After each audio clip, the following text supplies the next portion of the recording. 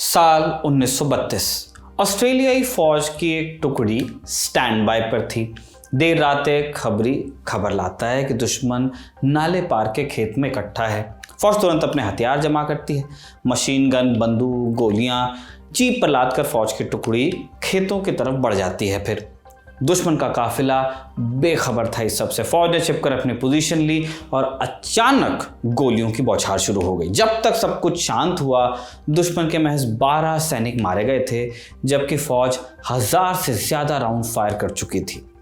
इस नाकामी का कारण पता करने के लिए एक मीटिंग बैठी। फिर एक फौजी ने बताया, दुश्मन ने गुरिल्ला तकनीक ईजाद कर ली है। एक आदमी पहरा देता है, बाकी अपना काम करते हैं। हमला होते ही पहरेदार सबको चौकन्ना कर देता है और वो खेतों में गायब हो जाते हैं।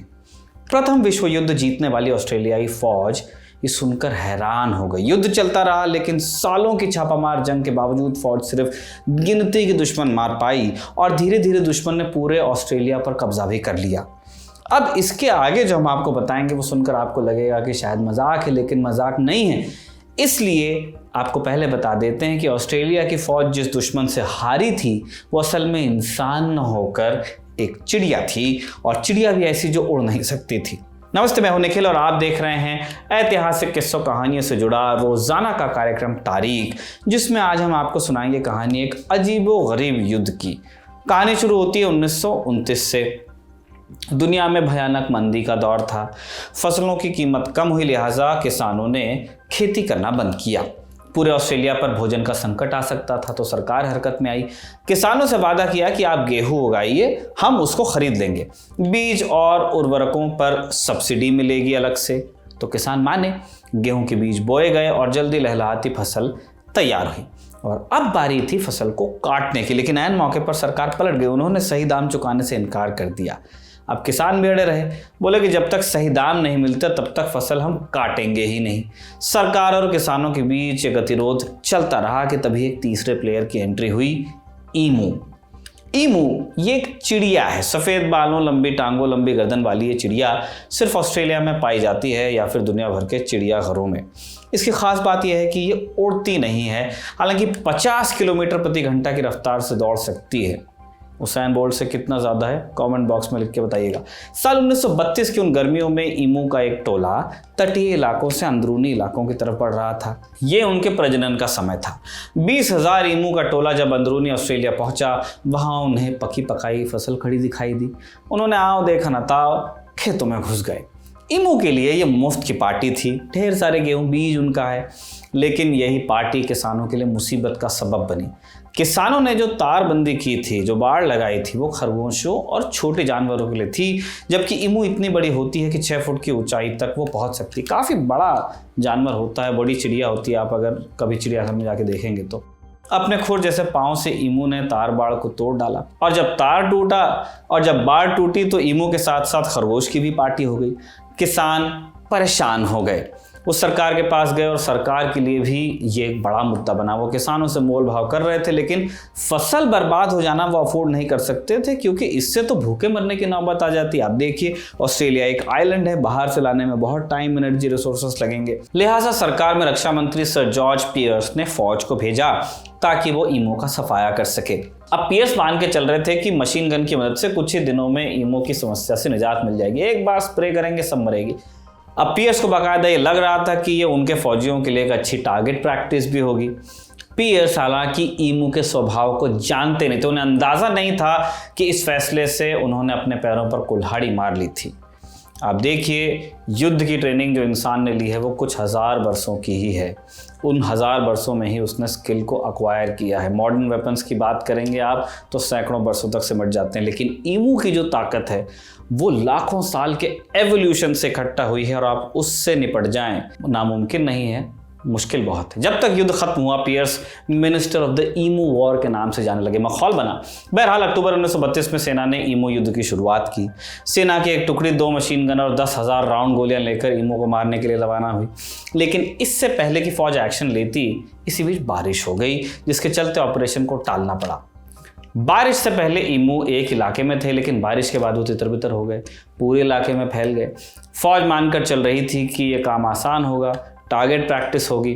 बाकायदा फौजियों से कहा गया था कि ईमू को मारें तो उनकी खाल इकट्ठा करके लाएं, ताकि प्रेजेंट किया जा सके हाइट्स को, लेकिन ईमू कम नहीं थी। नवंबर में पहली बार फौज और ईमू का आमना सामना हुआ।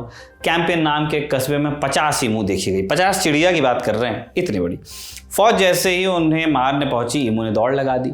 फौज की जीप ईमू के पीछे दौड़ी, लेकिन ऊबड़ खाबड़ जमीन ने ईमू पर निशाना लगाना मुश्किल बना दिया। मशीन गन से भी ईमू पर ठीक से निशाना लग नहीं रहा था। कुल मिलाकर फौज के सिपाही दिन भर भागते रहे, कई राउंड गोलियों के चले, लेकिन अंत में महज 1 दर्जन ईमू मारी गई। 12। घटना के 2 दिन बाद फौज ने एक बार फिर कोशिश की। पता चला कि एक स्थानीय नदी पर बने बांध के पास लगभग 1000 ईमू इकट्ठा थी। बड़ा मौका, लेकिन ऐन मौके पर उनकी बंदूकें जाम हो गई और इससे पहले कि गन्स ठीक होती, ईमू एक बार फिर दौड़ लेती हैं। अगले कई दिनों तक फौज लगातार कोशिश करती रही, लेकिन हर बार फौज को निराशा ही हाथ लगी। कुल 10,000 राउंड चलाने के बाद मात्र 1000 ईमू मारी गई, यानी सफलता का प्रतिशत महज 10% था। वहीं ईमू जिनकी संख्या 20,000 थी, उनकी संख्या में कोई खास कमी आई नहीं। उधर जब ये जंग चल रही थी, मामला नेशनल प्रेस में तूल पकड़ने लगा। कुछ लोग ईमू के शिकार से नाराज हुए तो कुछ इस बात से कि फौज ईमू को सफाया क्यों नहीं कर पा रही है, इतनी ताकतवर, ग्रेट वॉर जिसने जीता है। यह मुद्दा ऑस्ट्रेलिया की संसद में उठ गया।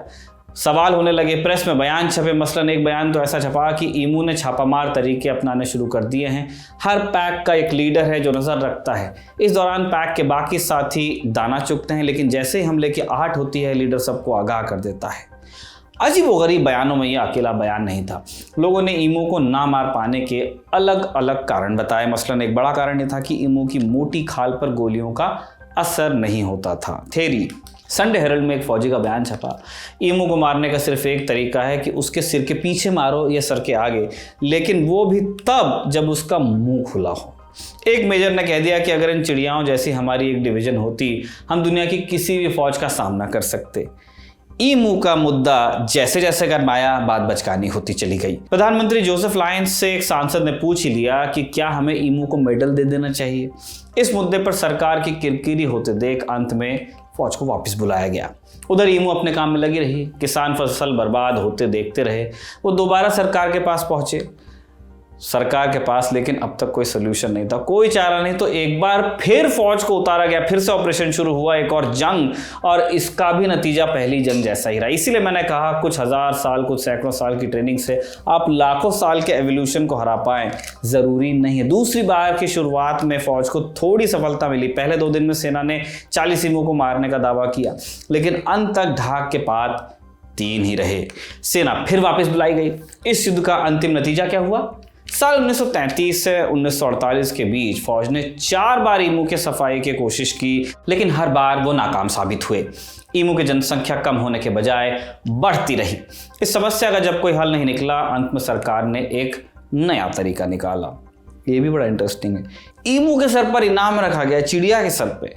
किसानों में बंदूकें बांटी गईं और हर ईमू को मार कर लाने पर इनाम जारी किया गया। इसका नतीजा हुआ कि 6 महीने के अंदर लगभग 60,000 ईमू मार दी गईं। चूंकि ऑस्ट्रेलिया ब्रिटिश साम्राज्य का हिस्सा था, इसलिए इस युद्ध की आवाज़ें ब्रिटिश साम्राज्य तक भी पहुंची, ब्रिटेन तक। वहाँ कुछ पर्यावरण प्रेमियों ने ऑस्ट्रेलियाई सरकार के इस फैसले के खिलाफ आवाज़ उठाई और सरकार को बाउंटी सिस्टम को कैंसिल करना पड़ा, यानी कि जो किसानों को इनाम दे रहे थे। कुल नतीजा ये रहा कि ऑस्ट्रेलिया की ताकतवर फौज एक चिड़िया के सामने हार गई। ईमू युद्ध का यही पटाक्षेप हुआ। अंत में ईमू का क्या हुआ? वही हुआ जो होता है। लोगों ने अपने खेतों के आसपास तार बाड़ मजबूत की और ईमू ने फसलों को नुकसान पहुंचाना कम कर दिया। हालांकि इससे उनकी सेहत में कोई अंतर नहीं आया। 1930 में भी ऑस्ट्रेलिया में 20,000 ईमू थी। 21वीं सदी में इनकी संख्या 7 से 8 लाख पहुंच गई है। आज के लिए इतना ही। तारीख के इस एपिसोड को कमल ने लिखा और आलोक ने आपके लिए रिकॉर्ड किया। आप देखते रहिए दी लंदन टॉप।